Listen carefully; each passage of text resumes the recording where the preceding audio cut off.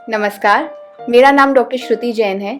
मैं दिल्ली एनसीआर में fetal medicine and genetics expert हूँ। आज हम बात करेंगे प्रेगनेंसी प्लान करते समय किन सब बातों का ध्यान रखना चाहिए। इसे प्री प्रेगनेंसी काउंसलिंग भी कहते हैं। हम अपनी लाइफ के हर इवेंट के लिए प्रिपेयर करते हैं, चाहे वो एग्जाम्स हो, चाहे बर्थडेज हो, चाहे मैरिज हो। तो प्रेगनेंसी भी लाइफ का एक बहुत इंपॉर्टेंट इवेंट है, जिसके बाद लाइफ का एक नया फेज स्टार्ट होता है। और ये देखा गया है कि अनप्लान्ड प्रेगनेंसीज के कंपैरिजन में प्लान्ड प्रेगनेंसीज का आउटकम बहुत अच्छा होता है, मदर और बेबी दोनों के लिए। प्रेगनेंसी प्लानिंग की जब बात होती है तो मेनली 3 एरियाज पे फोकस किया जाता है। फर्स्ट इज आपकी मेंटल प्रिपेयर्डनेस, दूसरा मेडिकल इवैल्यूएशन और तीसरा फिजिकल फिटनेस। मेंटल प्रिपेयर्डनेस का मतलब है कि प्रेगनेंसी हस्बैंड और वाइफ दोनों का कंबाइंड डिसीजन होना चाहिए कि वो दुनिया में एक बेबी लाना चाहते हैं, जिसकी रिस्पॉन्सिबिलिटी वो दोनों लेंगे। और दूसरी बात कि आजकल एजुकेशन और करियर की वजह से लोग अपना प्रेगनेंसी काफ़ी डिले कर देते हैं। तो जैसे जैसे एज बढ़ता है, ऐसे ऐसे कॉम्प्लिकेशंस के चांसेस जो कि इनफर्टिलिटी रिलेटेड हो सकते हैं, या प्रेगनेंसी की कॉम्प्लिकेशंस भी एज के साथ बढ़ती हैं। तो आप प्लीज़ टाइमली डिसीजन लीजिए और अपने प्रेगनेंसी के डिसीजन को बहुत ज़्यादा डिले मत करिए। अब बात करते हैं मेडिकल इवैल्यूएशन की। ये बहुत इंपॉर्टेंट है। इसके लिए आप अपने डॉक्टर को, अपने गायनिकोलॉजिस्ट को, अपने फीटल मेडिसिन एक्सपर्ट को कांटेक्ट कर सकते हैं। इसमें आपकी डिटेल में हिस्ट्री ली जाती है, एग्जामिनेशन किया जाता है और कुछ ब्लड टेस्ट किए जाते हैं। डिटेल में हिस्ट्री जो होती है, उसमें सबसे पहले आपकी हिस्ट्री लेंगे कि आपको कोई प्री एग्जिस्टिंग इलनेस, मतलब कोई ऐसी प्रॉब्लम तो नहीं है प्रेगनेंसी के पहले से ही जो बेबी पे और प्रेगनेंसी पे इफ़ेक्ट डाल सकती है। जैसे अगर कोई किसी को हाइपरटेंशन है, डायबिटीज़ है, किडनी का प्रॉब्लम है, हार्ट का प्रॉब्लम है, ल्यूपस है, या और भी कोई प्रॉब्लम है, तो उनको इवैल्यूएट किया जाता है। और आपकी जो भी इलनेस है उसको आप मैक्सिमम कंट्रोल करिए। मदर जितनी हेल्दी होंगी प्रेगनेंसी के टाइम पे, प्रेगनेंसी का आउटकम उतना अच्छा होगा। और अगर आप इन सब प्रॉब्लम्स के लिए कोई मेडिसिन ले रहे हैं, तो कुछ कुछ मेडिसिन ऐसी होती हैं जो बेबी पे हार्मफुल इफ़ेक्ट डाल सकती हैं। तो आप मेडिसिन अपने डॉक्टर से शेयर करिए, उनसे डिस्कस करिए। तो अगर कोई ऐसी मेडिसिन आप ले रहे हैं तो उसको फिर ऐसी मेडिसिन से सब्स्टिट्यूट किया जाएगा जो बेबी के लिए कम्प्लीटली सेफ़ होगी।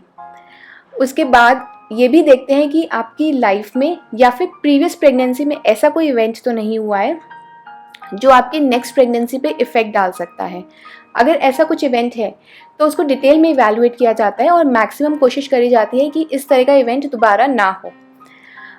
साथ ही साथ आपकी फैमिली हिस्ट्री भी इवैल्यूएट की जाती है कि आपकी फैमिली में कोई भी प्रॉब्लम, कोई भी जेनेटिक प्रॉब्लम ऐसी तो नहीं है जो बेबी में ट्रांसमिट हो सकती है।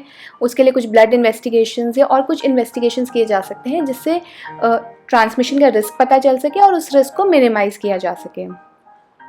इसके बाद आपके डॉक्टर आपको फोलिक एसिड लेने के लिए सजेस्ट करेंगे।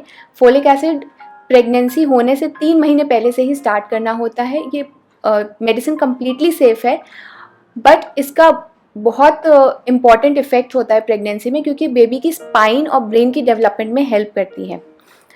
इसके बाद आपका एग्जामिनेशन होगा, जिसमें देखा जाएगा आप ओवरवेट तो नहीं है, आपका ब्लड प्रेशर, ये सब चीज़ें चेक होंगी।